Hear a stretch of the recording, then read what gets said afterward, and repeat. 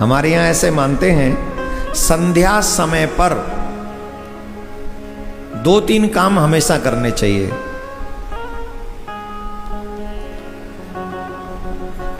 करने चाहिए 2-3 काम। और हम जो कहने जा रहे हैं शिव जी ने उसकी आज्ञा भी दे दी। बोले हाँ सही कह रहे हो एकदम। और 2-3 लोगों को भी पता चल गया कि हम क्यों कह रहे हैं ये बात। जिस बात को हमने अनुभव किया वो 2-3 लोगों ने और कर लिया।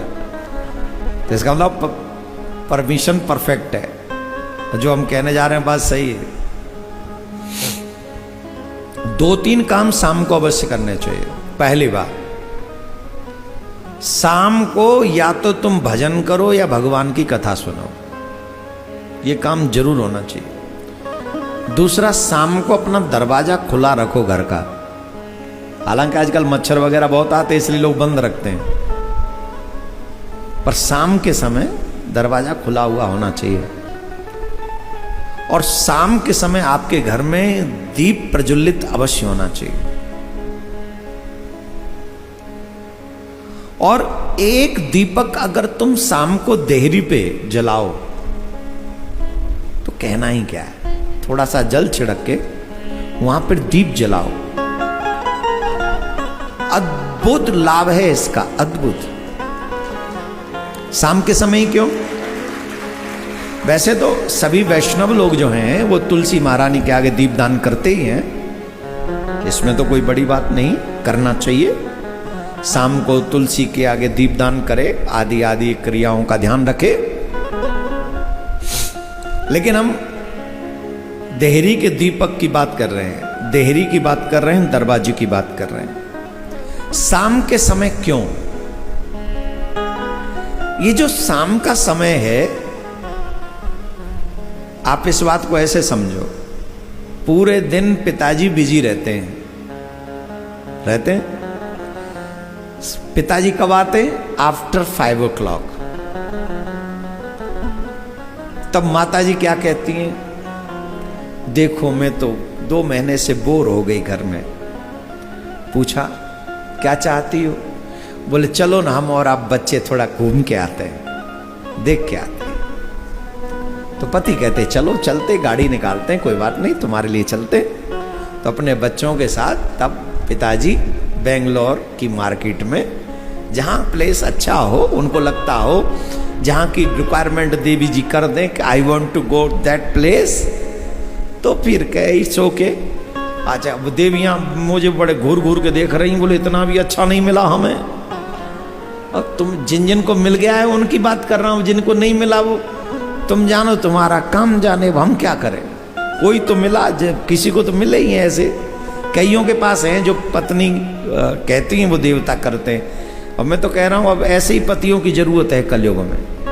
अपनी मत चलाया करो।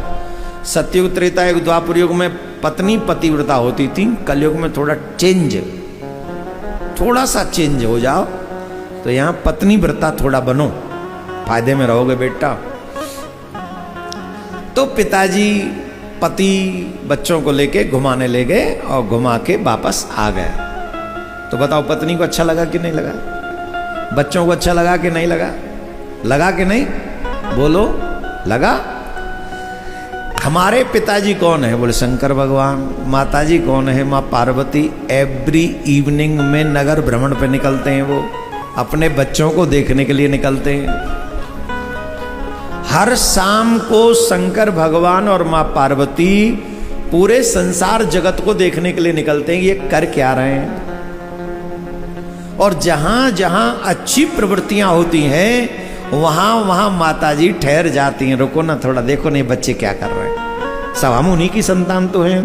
तो वो कहते देखो ये बच्चा कितना अच्छा, ये देखो बच्ची कितना अच्छा कर रही है, देखो यहाँ आपका नाम लिया जाए, देखो आपकी कथा चल रही है, देखो आपके लिए दीपक भी जलाया। तब शंकर भगवान कहते अच्छी संतान है हमारी। और वहीं शाम को कुछ ऐसे भी संतान है भगवान की कि उनके कीड़े 5 बजे से चलते हैं। 4 बजे, 4:30 बजे ही उनके कीड़े जगते हैं। और जैसे ही ऑफिस फ्री वो सीधे घर नहीं आते हैं, वो कहीं और ही चले जाते हैं और वहाँ पर कुछ भी करते हैं। तब माता जी उन्हें देखकर रुष्ट हो जाती हैं और कई घरों में देखती हैं माता जी, वहां पर मांस बन रहा है, वहां माता जी पिताजी दोनों रुष्ट हो जाते हैं, अरे राम राम राम। कई घरों में देखते हैं यहां पर स्त्री का अपमान हो रहा है, उल्टी सीधी हरकतें हो रही हैं, तब माता जी पिताजी को बड़ा कष्ट होता है, कितने भाग्य से इनको मानव जीवन मिला और ये कैसा अपना नाश करने पे लगे हुए, अरे राम राम राम, डूब मरना चाहिए इनको। नोट हो जाता है उसी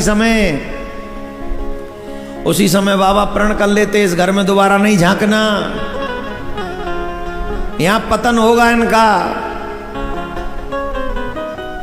मां पार्वती कहती मैं भी नहीं आऊंगी, यहां तो जीवों की हत्या हो रही है। अभी न्यू ईयर निकला है, न्यू ईयर 31st नाइट में ऐसे ऐसे वीडियो दिखाए गए हमको, धिक्कारी आ जाए। जवान जवान बेटियां नशे के करके नशा कर करके सड़क पे पड़ी हुई, यही बेंगलोर में MG रोड, पुलिस वाले उठा उठा के ले जा रहे हैं, जनता उठा उठा के साइड में रख रही है, जहां पड़ जाओ। माँ बापों ने बड़े गर्व से भेजा, मेरा बच्चा कहां, बोले कि बेंगलोर में पढ़ रहा है, और बच्चा MG रोड पे पी के पड़ा हुआ है। ऑलमोस्ट हिंदू बच्चे, क्या इन पे भगवान कृपा करेंगे? इन पे माता पिता की कृपा होगी? जवाब दीजिए, आप पर कृपा क्यों नहीं होगी? देखो इतनी दूर, मैं एकदम बेंगलोर के आउटर पे बैठा हुआ हूं, मिड में नहीं हूं, अंदर नहीं हूं, एकदम आउटर पे। यहां से एयरपोर्ट पास में है, बेंगलोर दूर है, हाँ या ना? ज्यादा तो नहीं कह दिया मैंने, बेंगलोर एयरपोर्ट भी पास में नहीं, 1 घंटा लग जाता है। कल आया, मैं बहुत दुखी हो गया, पर ऑप्शन भी नहीं, उड़ के तो यहाँ, वहां से तो यहाँ उड़ के आ गए, वहां से यहाँ कहाँ उड़ गया हमें, अब यहाँ तो आना ही था। लेकिन फिर भी आउटर ही माना जाएगा ये प्लेस। और आप, मैं जानता हूं मेरे शिष्य जो यहां बैठे हैं, बेंगलोर के उस कोने से आया, और कोई इस कोने से भी नहीं हिला, तुम उस कोने से आ गए, तो माता जी प्रसन्न नहीं होंगी? बाबा भोले बाबा प्रसन्न नहीं होंगे? क्या बात कर रहे हो तुम, है? जोर से बोलना पड़ेगा, तो इतना जोर से बोलिए। अब शाम को जब बाबा देखते हैं कि यहां इतने अच्छे अच्छे बच्चे ये हैं कर रहे हैं, तो बाबा तो वैसे ही बहुत दयालु हैं, ही इज वेरी काइंड। ऊपर से तुम्हें कथा सुनते हुए देख लें, वो भी उन्हीं की, वो भी राम जी की, कृष्ण जी की। शाम के समय अगर आप कथा सुनते हो, चाहे भागवत सुनो, चाहे राम कथा स्वयं बाबा सुनते, भागवत कथा स्वयं बाबा गाते हैं, और ये तो उनकी कथा है। कोई भी कथा अगर शाम को आप सुनते हैं तो बाबा प्रसन्न होते हैं, मां पार्वती प्रसन्न होती हैं, बहुत कृपा करती हैं, बहुत। क्योंकि वो नगर भ्रमण पे बच्चों को देखने के लिए जब जाते हैं, तो आप और हम जब शाम को ये कथा सुन रहे हैं, तो ये हमारे लिए परम सौभाग्य का विषय है, परम सौभाग्य का।